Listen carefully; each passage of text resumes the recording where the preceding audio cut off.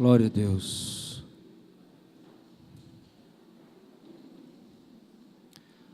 Pode se assentar, meu irmão.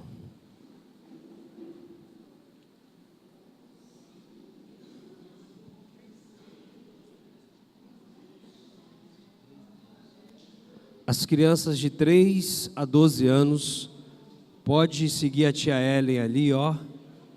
Isso. De 3 a 12 anos. Pode seguir a tia Ellen. Glória a Deus. Ó. Aleluia.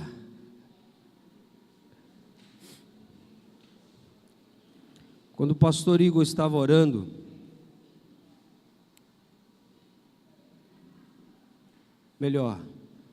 quando nós estávamos lá na casa do pastor Guilherme, e ainda vindo para cá, nós tínhamos todo um cronograma de abertura, e Deus falou assim para nós: eu quero que seja iniciado com uma oração, com uma intercessão pela cidade. Peça ao Igor que faça essa oração de intercessão pela cidade.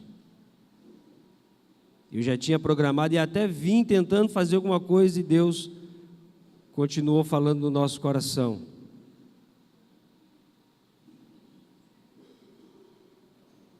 Agora,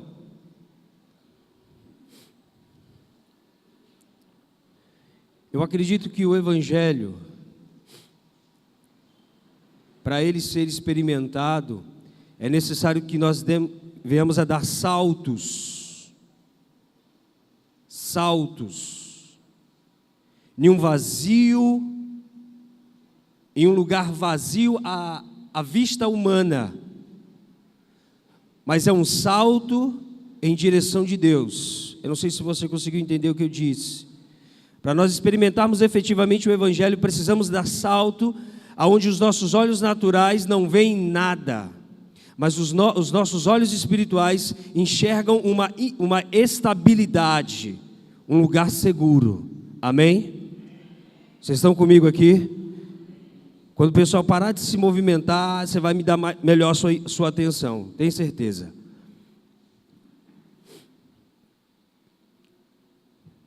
Ó, foi carne nem sangue que te revelou.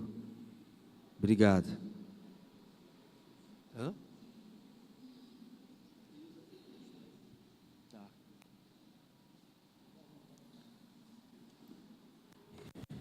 E eu queria fazer mais uma oração com vocês. Amém? Vocês vão ficar bravos. Não, vocês é crente aqui no Maranhão, irmãos. Vocês é mais crente que o povo do Goiás, vocês gostam de orar. Mas eu queria fazer uma oração, e Deus nos deu um tema. Olha como Deus é lindo. É uma oração de arrependimento, e o tema dessa oração é orgulho. E eu não vou dizer que você tem que fazer essa oração. Essa oração, ela tem que ser uma iniciativa totalmente sua.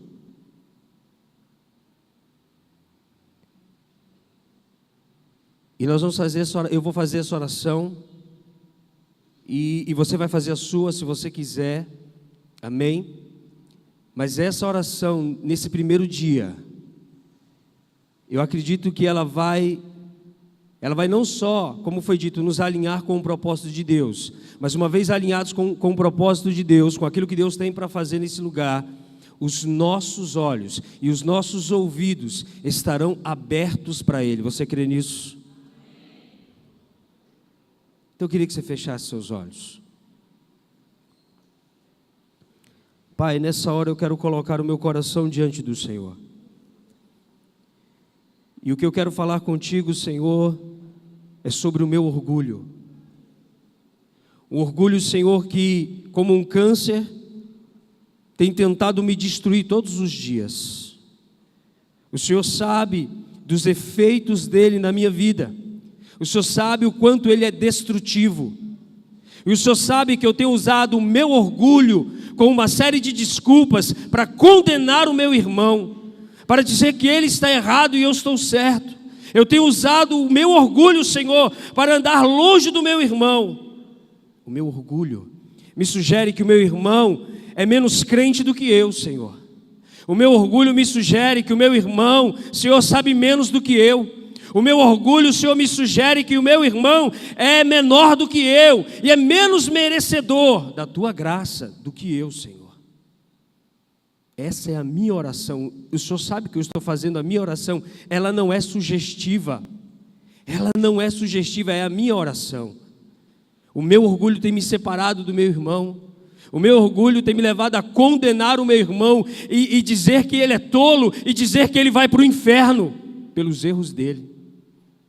Senhor, em nome de Jesus, eu quero te pedir nessa noite, tira de mim, Senhor, que a Tua cruz venha alvejar, Senhor, de uma forma poderosa, o orgulho que habita dentro de mim, o orgulho, Senhor, que tenta me separar de Ti e dos meus irmãos, que me faz olhar para mim de uma maneira especial. Senhor, em nome de Jesus, mata, destrói, despedaça, não sei, mas arranca de dentro de mim, Senhor, o meu orgulho. Eu te peço isso, eu, Hércules, te peço isso nessa noite, em nome de Jesus. Em nome de Jesus, Senhor. Em nome de Jesus, é o meu orgulho que tem me atrapalhado a andar em unidade com meu irmão. É o meu orgulho, Senhor. Eu confesso isso. Eu exponho o meu pecado diante dos meus irmãos. Eu exponho o meu pecado diante de anjos, diante de seres espirituais, nas regiões celestiais. Eu exponho diante, Senhor, do Teu trono santo e glorioso, mas também misericordioso, Senhor, para te pedir perdão nessa noite em nome de Jesus. Para te pedir perdão, Senhor, em nome de Jesus, Pai. Essa é a minha oração. E talvez seja a oração do meu irmão aqui nessa noite, creio eu. E que essa oração, Senhor, venha, sem muito sensacionalismo, mas de fato e de verdade, ela venha abrir os nossos olhos, ela venha abrir os nossos ouvidos, e ela venha, Senhor, em nome de Jesus, gerar mobilidade às nossas pernas. Em nome de Jesus. Amém. Amém, queridos? Glória a Deus. Eu estava contando para alguns irmãos,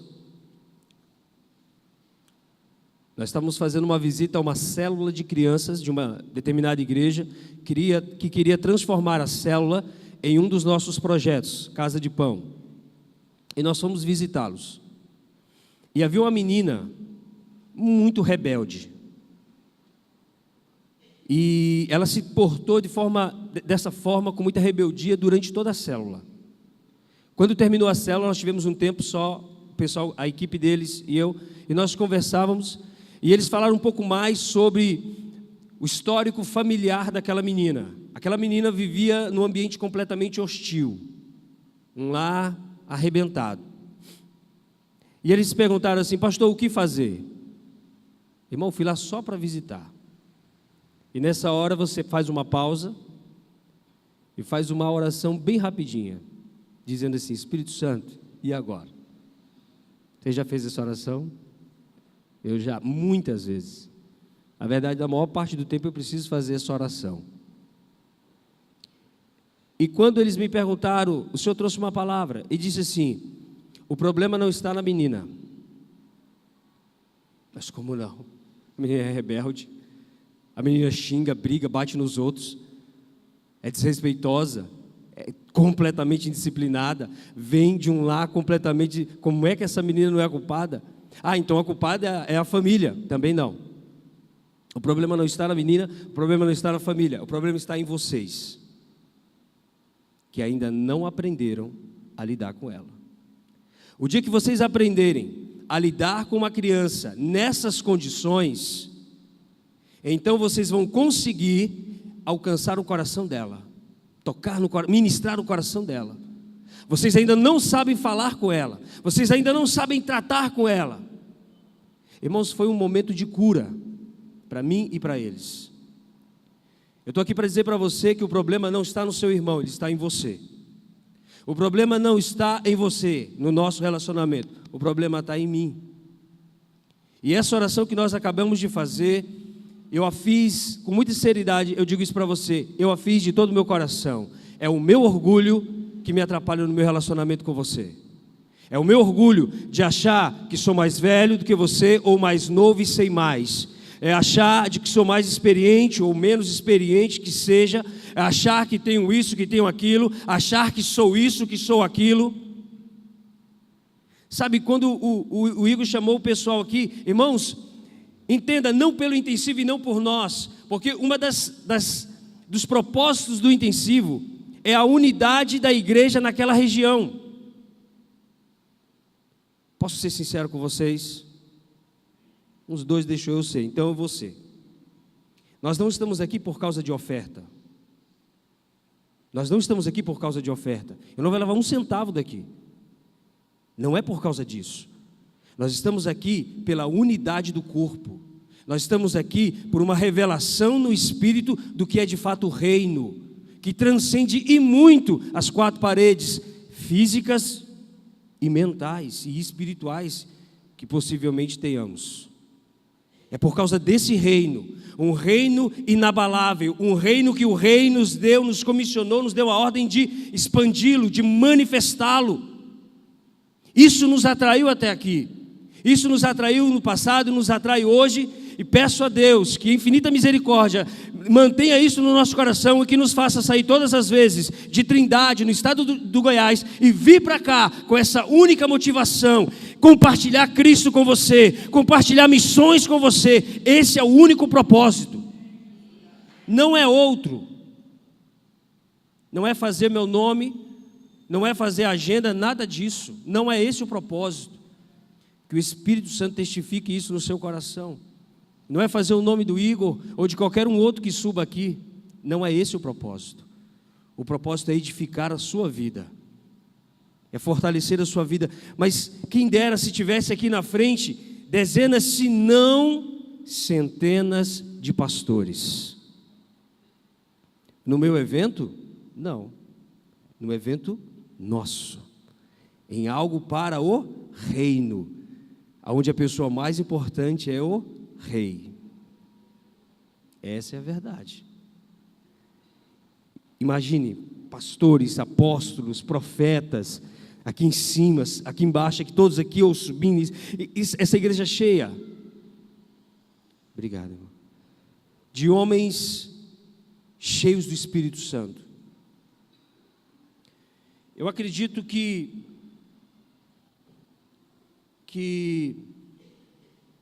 o que toda cidade, onde nós temos ido, que toda cidade precisa, urgentemente toda, a nossa cidade de Trindade, o que a nossa cidade de Trindade precisa é de intercessores, homens e mulheres que se coloquem na brecha, como o Senhor procura no livro do profeta Ezequiel, procura no livro do profeta Isaías, procura alguém que clame pela justiça, que clame pela verdade. Ele procura isso. Irmãos, não é diferente aqui em São Luís. E indo em alguns cultos de vocês, eu vejo que há muita unção nos cultos, há muita vida de Deus nos cultos de vocês, nas celebrações de vocês, muita unção. Agora imagine só se essa unção, se essa nossa unção, se essa graça que Deus tem derramado sobre nós, ela fosse diária, ela fosse todos os dias.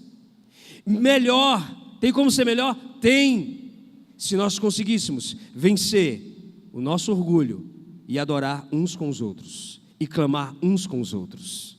Não, eu faço a minha parte lá na minha igreja.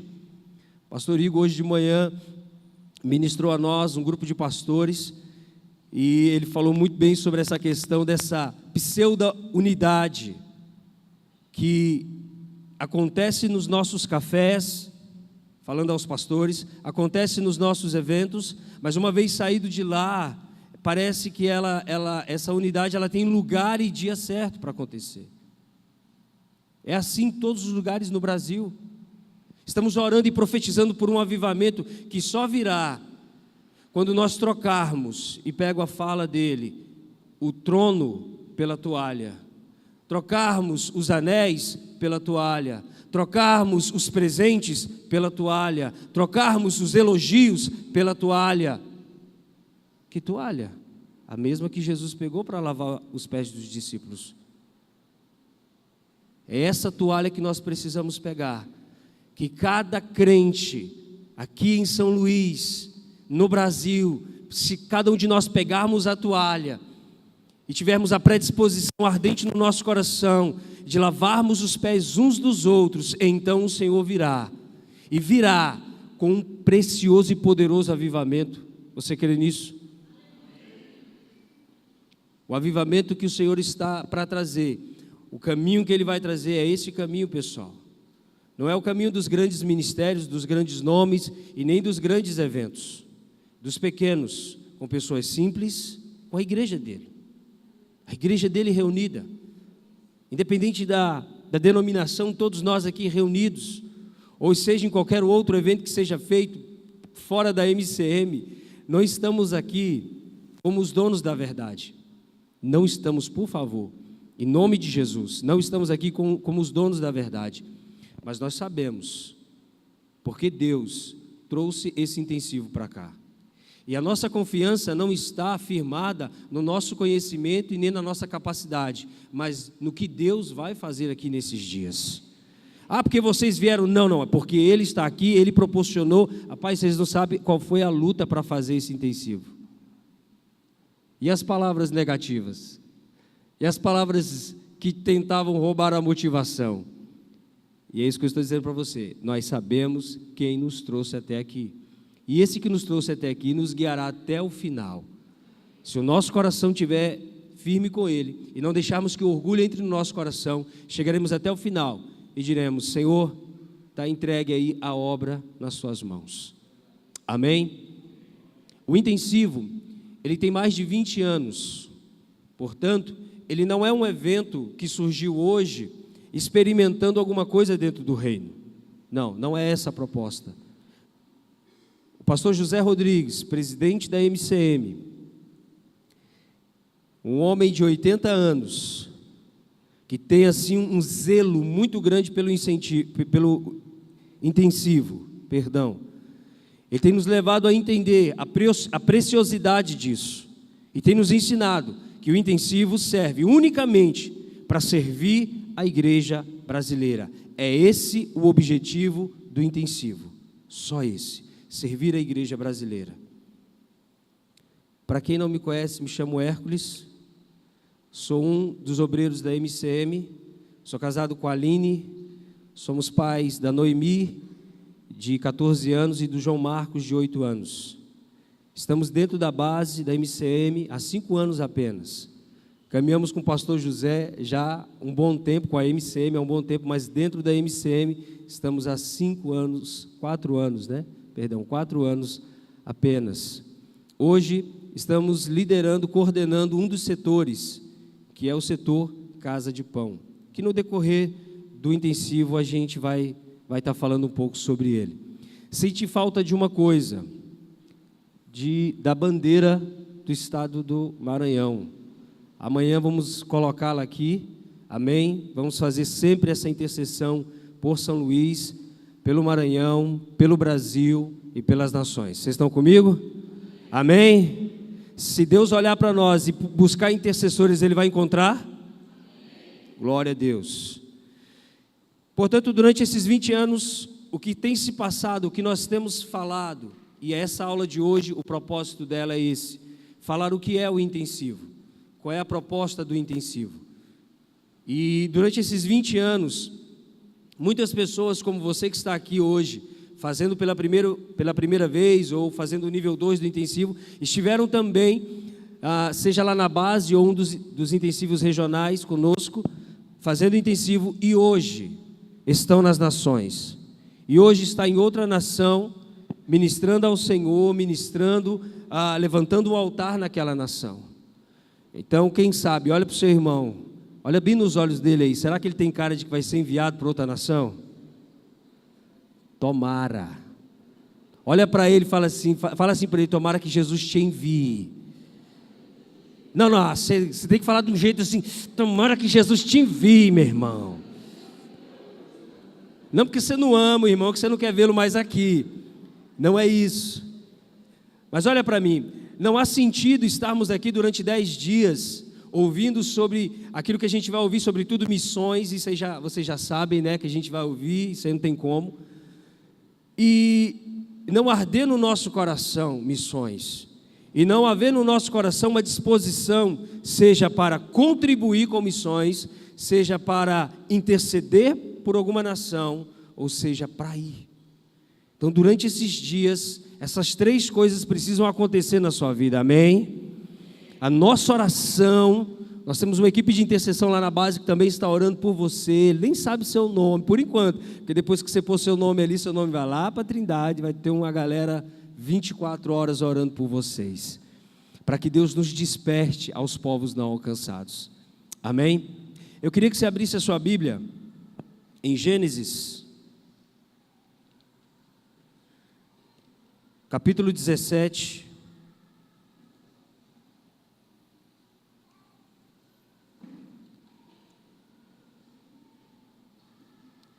Gênesis capítulo 17,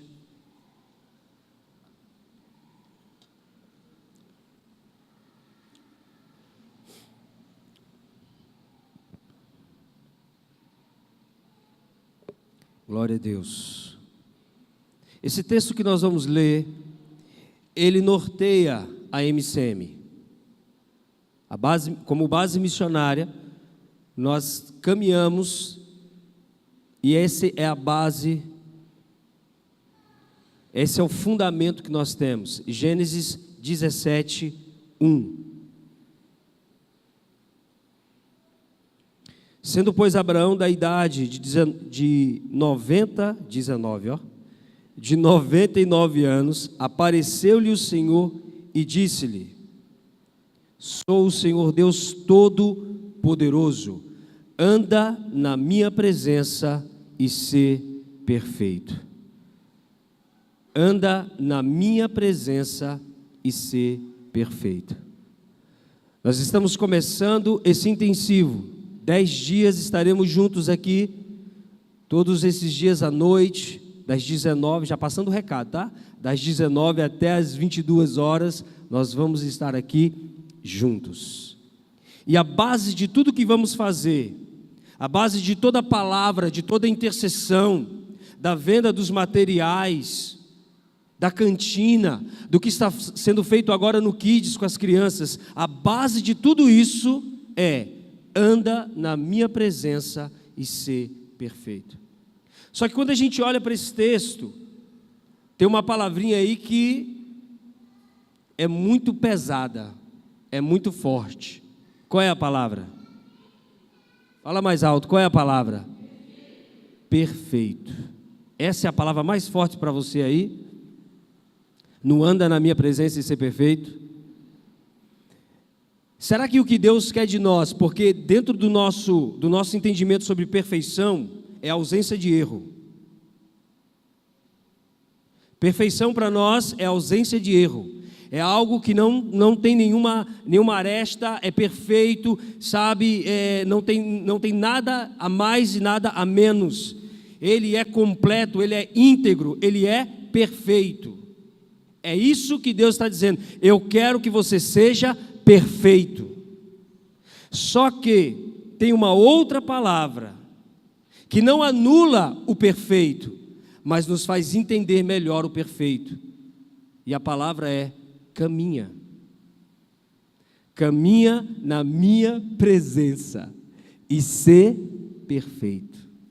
Isto é, anda perto de mim, diz o Senhor, Deus Todo-Poderoso. Anda perto de mim, Abraão, junto, colado comigo. E então você vai ser perfeito. E então você vai alcançar essa perfeição que eu quero que você alcance. Essa perfeição que talvez aos seus olhos seja impossível, mas andando comigo é diferente. E entenda, a perfeição na perspectiva de Deus é diferente da perspectiva humana. E essa aula vai vir depois do intensivo, amém? Durante o intensivo a gente vai dar uma aula sobre a perspectiva de Deus e a perspectiva humana em todas as áreas da nossa vida. Irmãos, só antecipando um pouquinho disso, muito do que nós achamos e vemos contrapõe aquilo que Deus acha e vê. A perspectiva, olha para mim, a perspectiva de Deus é de cima para baixo. A nossa perspectiva é linear, é retinha, é horizontal. A perspectiva de Deus é de cima para baixo. Ele não vê efetivamente como nós vemos. Agora, a Bíblia diz em Efésios 2:6 que nós fomos transportados para um lugar espiritual em Cristo. Estamos assentados neste lugar. Vocês estão entendendo isso? Olha o movimento que eu estou fazendo. Nós estávamos aqui e em Cristo nós fomos transportados para esse lugar. E estamos assentados nas regiões celestiais em Cristo. Então agora a nossa perspectiva, a nossa visão é de cima. Se nós fomos de fato transportados. Se eu não fui transportado, a minha visão é essa aqui. Uma vez que eu fui removido na minha consciência, daqui de baixo, para aqui para cima, isso é, agora a minha consciência é atrelada à palavra de Deus, e agora a minha mente é a mente de Cristo, então a forma com que eu vejo as coisas é de cima para baixo. Então, nós vamos entender essa perfeição de Deus, principalmente na nossa aula sobre caráter. O intensivo ele tem 3 pilares: caráter, missões e adoração. Todas as ministrações, e aqui já estão alguns ministrantes, é bom que a gente reforça, a gente já conversou sobre isso, né? Que as nossas ministrações, as minhas ministrações do Igor, de todo mundo que está aqui, dos que vão ministrar, ela deve focar em caráter, missões e adoração. Brincando, nós falamos, pode falar do que você quiser, mas no final da história você tem que falar sobre caráter, missões e adoração. E essas 3 coisas são fundamentais dentro desse processo aqui também. Agora, quando nós falamos de caráter, nós falamos sobre 7 colunas. Nós vamos estar falando sobre 7 colunas do caráter de Jesus. Dos intensivistas do ano passado, quem sabe dizer quais são as 7 colunas do caráter de Jesus? Os pastores não valem.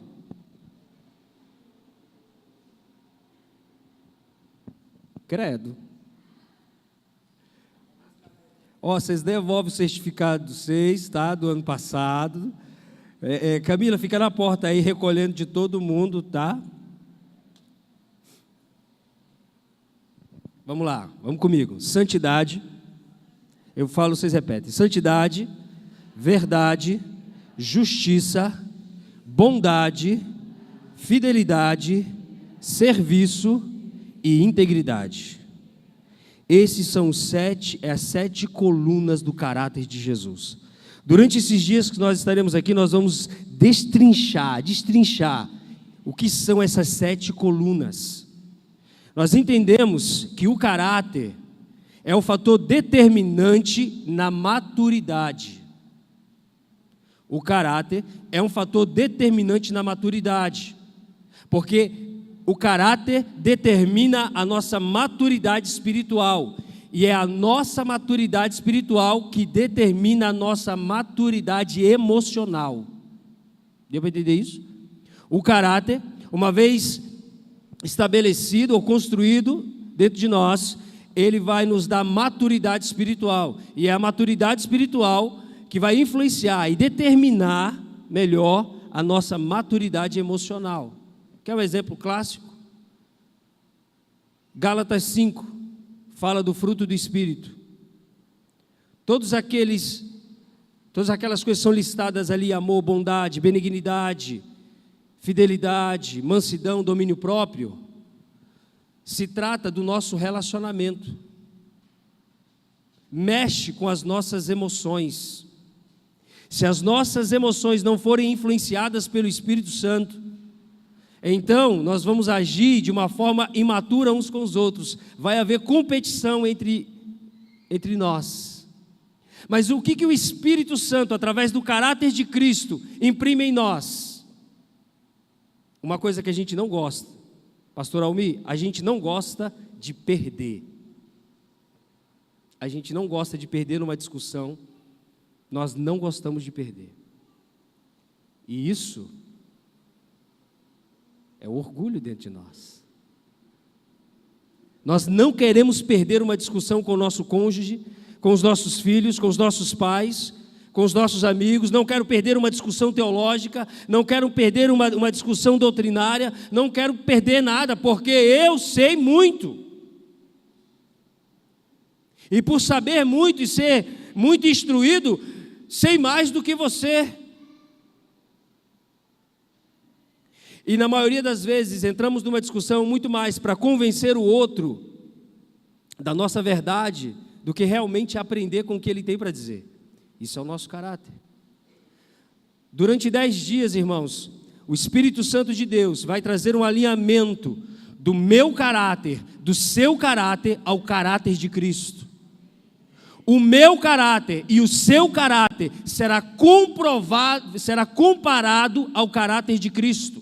Portanto, ele será, o meu e o seu, aprovado ou reprovado.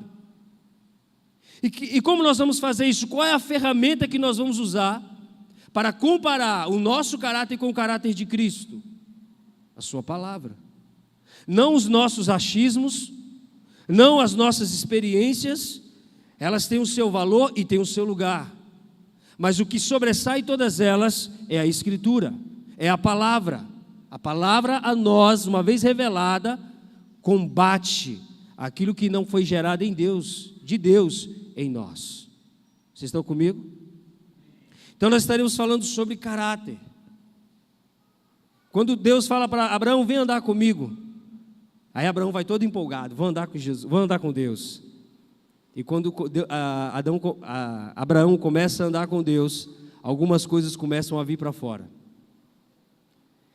Onde Jesus está, o nosso coração se revela. Não adianta eu ter um discurso pronto sobre quem eu sou, porque aonde Jesus está, as minhas motivações vão vir para fora. Se há rancor, ressentimento, orgulho, mágoa, soberba, qualquer coisa, tudo isso vai vir para fora, pessoal. Aonde Jesus está, essas coisas se manifestam. O amor ao meu irmão, isso vai se manifestar. O ressentimento ao que ele disse, também vai se manifestar. Então a minha sugestão, alguém disse assim para mim, a sua primeira aula, você vai ter que convencer o pessoal de vir no intensivo. Eu acho que a minha primeira aula, meu irmão, vai desconvencer muita gente. Mas a gente está jogando limpo com vocês. Você vai ser confrontado, eu vou ser confrontado. Todos nós seremos confrontados. Na busca da nossa edificação, do nosso aperfeiçoamento, do nosso crescimento espiritual. Esse é o propósito. Seremos confrontados, açoitados pelo Senhor? Seremos. Mas Ele, como diz Hebreus 12, açoita o filho que ama. Ele me ama, irmão. E quando Ele me bate, bate doído, mas é de Deus. Também estaremos falando sobre missões. Eu acredito que o caráter, como nós já falamos, é aquilo que somos. O bispo Nilson, ele fala o seguinte: reputação é aquilo que a gente mostra para as pessoas e caráter é aquilo que realmente nós somos. Então vou fazer aquela pergunta clássica, né? Não tem como falar disso sem fazer essa pergunta. Quem é você? Ou melhor, quem você tenta mostrar que você é? Quem eu tento mostrar que eu sou? Alguém pacífico, mas no meu interior não sou pacífico? Sou contencioso, jactancioso, gosto de uma discussão, gosto de uma briga? Quem sou eu de verdade? Quando a gente fala de missões, a gente fala de propósito. Essa é uma palavrinha que a gente tem ouvido muito hoje. Está na moda, falar de propósito. Propósito, propósito. Ah, porque não sei o quê, o seu propósito, o seu propósito, o seu propósito. Em Atos 1, Lucas narra que Jesus está com seus discípulos e os discípulos fazem uma seguinte pergunta: Senhor, é neste tempo que restaurarás o reino a Israel? E o Senhor Jesus diz assim para ele: olha, não vos compete saber nem épocas, nem estações, nem tempo, nem datas que o Pai reservou para ele. Qual é o próximo versículo?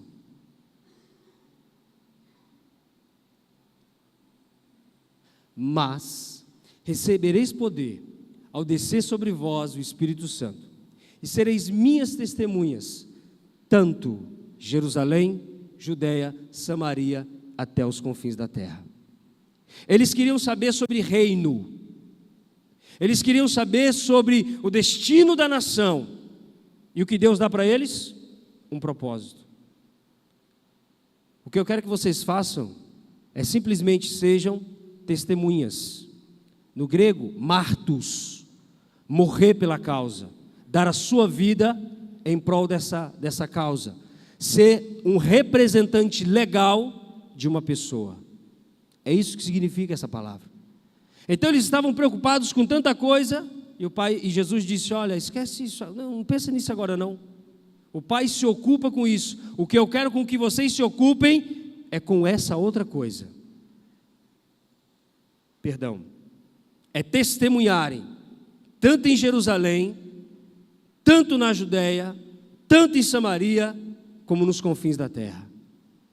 E o cenário que a gente vê hoje é um cenário onde nós, como igreja local, queremos alcançar a nossa comunidade, e nós não estamos errados, é a nossa Jerusalém, é justo, é lícito, é correto que façamos isso. Mas há uma palavrinha tão pequenininha em Atos 1:8, que tira a mística que a igreja criou, dizendo que tem que ser primeiro Jerusalém, depois Judeia, depois Samaria e por fim os povos não alcançados. É a palavrinha tanto. Você precisa ser testemunha, tanto em Jerusalém, como na Judeia, Samaria, até os confins da terra. Aqui onde nós estamos nesse exato momento, nós podemos levantar um clamor por Moçambique, na África. Aqui onde nós estamos, podemos levantar um clamor por toda a Ásia. Não importa, aqui onde nós estamos. Irmãos, dentro desse processo de intercessão, se tem uma coisa que Deus quer de nós, que Deus quer para nós, é que tenhamos experiências na intercessão. Você sabia disso? Nós estávamos ministrando numa igreja em Brasília, e eles fizeram um momento missionário, e no momento missionário eles estavam intercedendo pelo Uruguai. O Uruguai é um país, irmãos, que tem abandonado a fé. As igrejas estão abandonando a fé. A apostasia tem crescido absurdamente no Uruguai.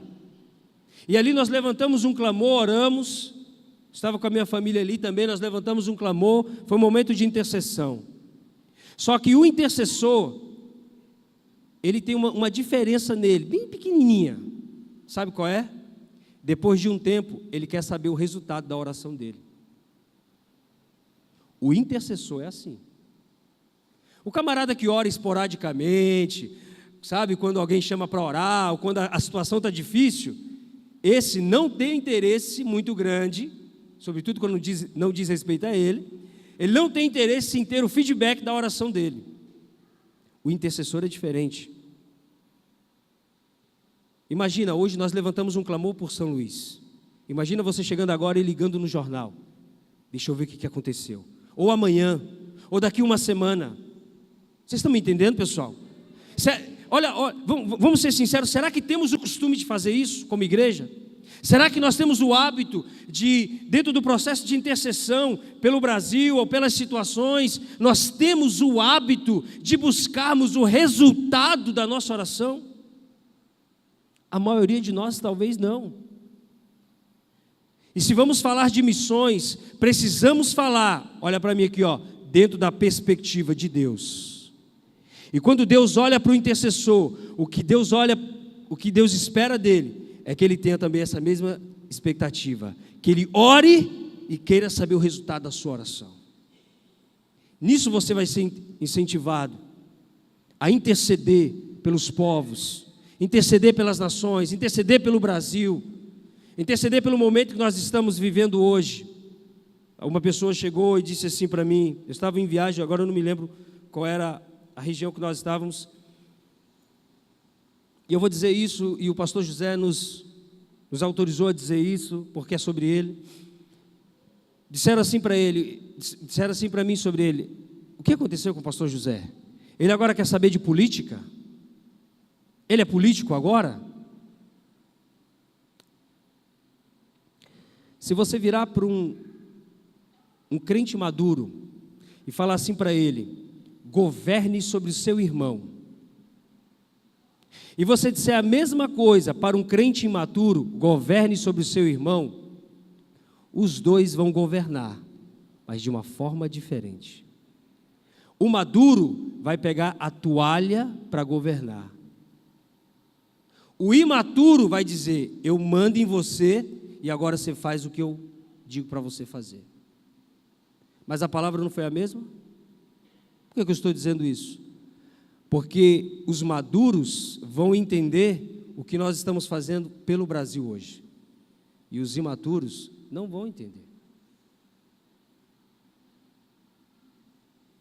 Se você é maduro, Deus pode falar segredos profundos com você. Se você não é maduro, Ele vai esperar um pouquinho. Quando nós falamos dos 7 pilares do caráter de Jesus, vocês lembram dos 7, né? Lembram? Então repete aí, brincadeira. Santidade, verdade, justiça, fidelidade, bondade, serviço e integridade. Esses são os 7 pilares. Agora, qual é a base que nós vamos construir os 7 pilares? Qual que vocês acham? Agora pegou, né? Quando eu vi os 7 pilares, eu falei assim: está faltando um pilar aí. Primeira vez que eu vi, anos atrás, o pastor Zé falou dos 7 pilares. Eu falei: na minha opinião, está faltando um pilar aí. Santidade, verdade, justiça, fidelidade, bondade, serviço, integridade. Está faltando um pilar. Qual que você acha que está faltando? Fala alto. Vocês não têm coragem, não? Eu falei: está faltando o amor. Está faltando o amor aí. Poxa, João exaustivamente nas suas cartas diz que ele é amor, e vocês não colocaram isso. Pastor José, o senhor esqueceu. Não, esqueci não. O amor é o fundamento. Aí encontra uma situação. Você acredita que Deus construiria alguma coisa em um fundamento instável? Ou Deus construiria alguma coisa em um lugar onde não tem fundamento? Então deixa eu te dar uma notícia. A primeira coisa que Deus está fazendo comigo e com você é construindo o fundamento que se chama amor. Ele não vai construir nenhum pilar sem antes o amor estar estabelecido em você. Enquanto o amor dele não estiver estabelecido dentro de mim e de você, pode esquecer os 7 pilares, as 7 colunas. Elas não vão acontecer. A maioria dos cristãos estão hoje tentando viver a fidelidade a Deus, a santidade em Deus, mas enquanto o amor de Deus, aí aqui me desculpa, mas também isso aqui é matéria da próxima aula, o amor que o próprio Jesus diz em Mateus 22, quando perguntado pelos fariseus, qual o maior mandamento, e ele dá 3 referências em relação a esse amor. Esse amor precisa estar estabelecido dentro de nós, para que ele possa construir as 7 colunas do seu caráter. Enquanto esse amor, pastor Eliomar, não estiver aqui dentro, ele não vai construir nada. Vocês estão comigo aqui? Amém? Por fim, a adoração. Caráter, missões e adoração. Adoração, de fato, todos nós sabemos disso, Adoração não é música, não é isso, músicos? Adoração não é música, longe disso. A música é uma ferramenta que usamos no louvor para alcançarmos, através dessa ferramenta, a adoração. Estarmos expostos à sua glória, declararmos quem Ele é, seja por canções ou por palavras. Falamos que a adoração é o estilo de vida. A adoração não é o que eu faço, é o que eu sou. É quem eu sou. Mas parece que na nossa cabeça como brasileiro, não sei se é porque a gente é brasileiro, não sei. Mas nós associamos a adoração a esse momento aqui. E se a adoração for esse momento aqui, então nós adoramos a Deus muito pouco. Porque o tempo que a gente passa aqui, quando é muito, é 2 horas. E não é todo dia. É pouco ou não é? É pouco. Então eu preciso ser convencido pelo Espírito Santo que a adoração é tudo aquilo que eu faço, que honra e que glorifica e que exalta o nome dEle. Por isso Paulo fala, quer comais, quer bebais, quer façais qualquer outra coisa, façais tudo para a glória de Deus. A adoração é de fato quando eu me esvazio e não faço para mim mesmo, mas faço para Ele. Durante esses dias, pessoal, nós seremos confrontados a isso. E não simplesmente a uma teoria, mas sim desafiados a um comportamento. Esse é o objetivo, esse é o propósito do Evangelho. O Evangelho não é teórico, o Evangelho é de fato um comportamento diário. Agora, é possível que estando aqui dentro eu nunca tenha experimentado o poder do Evangelho. O poder transformador. Paulo disse em Romanos 1,16 que o Evangelho é o poder de Deus. Irmão, olha para mim, você e eu, nós já experimentamos o poder de Deus. Eu não estou falando daquele arrupiozinho, não.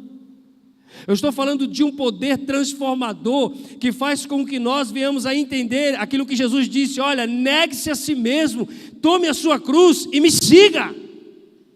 E você e eu, não temos mais a nossa vida por preciosa e decidimos viver somente para Ele. Esse é o desafio diário, de viver somente para Ele, morrermos a cada dia, perdermos nas nossas discussões, perdermos na nossa luta contra o nosso irmão, andarmos a 2ª milha. Quem trabalha com pastor sabe da não diria importância, mas é impossível trabalhar com pastor se você não conseguir andar a 2ª milha. Impossível, pode desistir, pode parar. Vai capinar um lote, sei lá, vai fazer outra coisa, assim. Mas trabalhar com pastor sem conseguir andar a 2ª milha é difícil demais. É impossível. É impossível. Há quem diga que o pastor, irmãos, os pastores, irmão, eu me coloco no meio também. Os pastores é um povo não alcançado. A luta, irmãos, para unir pastores, para juntar, né, pastor Almir? Pastor Almir trabalha com pastor. A luta para juntar pastores, para caminhar com os pastores, é difícil. É ou não é, Rogério? É difícil. Por quê? Porque não queremos nos anular. E a adoração é esse ato. Durante esses dias que nós estaremos aqui, nós vamos estar falando sobre adoração 24 horas. Você sabia, uma curiosidade, momento cultural. Você sabia que nesse exato momento, na Índia, em várias cidades da Índia, Satanás está sendo adorado? Ou mais, você sabia que na Índia, talvez até outros países, mas na Índia a gente sabe com comprovação de fato, que Satanás é adorado 24 horas? 24 horas. Lá na Índia. O que eu posso fazer? O que fazer quando ele vem? Se não adorar. Se não decidir no meu espírito que a minha vida de fato será uma vida de renúncia. Eu quero terminar lançando mão do texto, quando Herodes, você conhece a história, Herodes manda prender, só prender João Batista. Quando Herodes manda prender João Batista, ele está lá preso. Herodes visita João Batista. E o texto diz que Herodes gosta de ouvir João Batista. Você sabia disso? Ele gostava de ouvir João Batista. João Batista era aquele que dizia assim: Herodes, tu estás em pecado, porque estás a possuir a mulher de teu irmão. Imagina, irmãos, Herodes gostava de ouvir o camarada que dia e noite acusava ele do pecado dele. Estamos vivendo um momento hoje de uma igreja que se acostumou com a mensagem da cruz. E a mensagem da cruz não ofende mais a igreja. Ninguém sai da sua casa para ouvir uma heresia, para ouvir um pastor maluco. Você sai porque você quer ouvir a verdade. Mas quando a verdade é exposta, você está aqui e ouve: nossa, é isso mesmo, é a cruz. Mas a cruz precisa gerar mudança de comportamento em nós, pessoal. A cruz precisa nos levar a uma vida de joelho, a uma vida de oração, a uma vida de reconhecimento da glória de Deus, a uma vida de esvaziamento. Glória a Deus. A cruz, ela quer fazer isso conosco, e nós precisamos decidir isso. Em cada um dos dias, aqui do intensivo, em cada ministração, perdão, em cada aula, perdão de novo. Por isso que nós colocamos uma mesa, é porque nós fomos instruídos que o intensivo é um momento de ensinamento. Como o nosso líder é mestre, então ele puxa a brasa passadinha dele, né? Se ele fosse evangelista, você já imagina, né? Isso aqui ia ser no meio da praça. Se ele fosse profeta, você imagina, irmão, era chofar para tudo quanto era lado, você está entendendo? Era as cadeiras voando. Se fosse pastor, era tudo assim, bem chapação e tal. Mas como ele é mestre, tem que ter a mesa, né? E é um processo de ensino. E durante esses dias você vai ser incentivado a um plano de ação. E aqui, de fato, eu termino. Pastor, o que é o plano de ação? No término de toda a aula, o professor, aquele que vai estar aqui, seja aqui ou no módulo 2, ele vai instruir você ao que fazer depois da aula dele. Sabe, irmãos, a verdade é que nós, como igreja brasileira, ficamos um pouco viciados em eventos. Nós, como MCM, precisamos ter um cuidado muito grande. Uma vez estávamos reunidos e falamos, temos que ter um cuidado muito grande. Por quê? Porque existe hoje no Brasil uma igreja que gosta de eventos. E nós como pastores, precisamos tomar cuidado para não estarmos alimentando isso quando eles nos chamam. E nós, pastores, precisamos ter cuidado com isso, pastores de igreja local, precisamos ter cuidado. Não, eu preciso fazer um evento aqui, senão o pessoal vai embora. Eu preciso fazer um evento da minha igreja. Não, todo ano eu preciso fazer esse evento, porque se eu não fizer... Não, você tem que fazer porque ele tem um propósito. Você tem que fazer porque Deus te deu uma palavra. Deus colocou algo no seu coração, pronto. E você vê o fruto disso, e por isso você permanece fazendo. O dia que você não vê fruto desse negócio, larga isso de mão. Isso não é para você. Deixa outro fazer. Então o nosso cuidado é para que esse intensivo não se torne, para mim e para você, mais um evento. Portanto, você será incentivado a ter um plano de ação. O que eu vou fazer quando eu sair daqui? Isso é, ações práticas. Acabei de ouvir falar sobre oração. O que eu tenho que fazer? Primeiro, avaliar minha vida de oração. Avaliar o que me impede de orar. E depois disso dizer, Senhor, é assim, assim, assim. A partir de hoje as decisões serão essas. Você ouviu sobre perdão? Senhor, eu não consigo perdoar, me ajuda.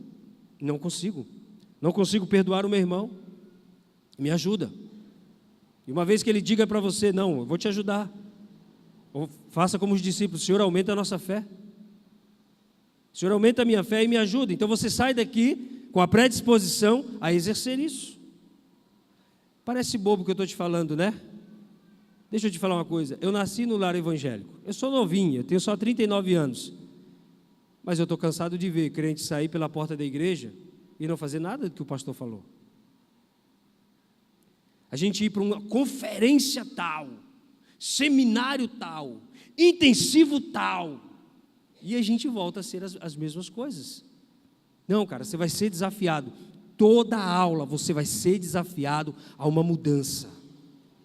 Você pode dizer amém? Você vai ser desafiado a mudar o seu comportamento. Eu serei desafiado. Aqueles que estarão ministrando aqui, eles serão desafiados. Todos nós seremos desafiados. E você e eu, a gente precisa topar o desafio. E mudar a história da minha vida, mudar a história da minha casa, mudar a história da minha família, mudar a história do meu bairro, da minha cidade. Mudar. Eu quero fazer isso. Eu quero mudar a história de nações. Vocês topam? Amém? Glória a Deus. Só dando alguns avisos.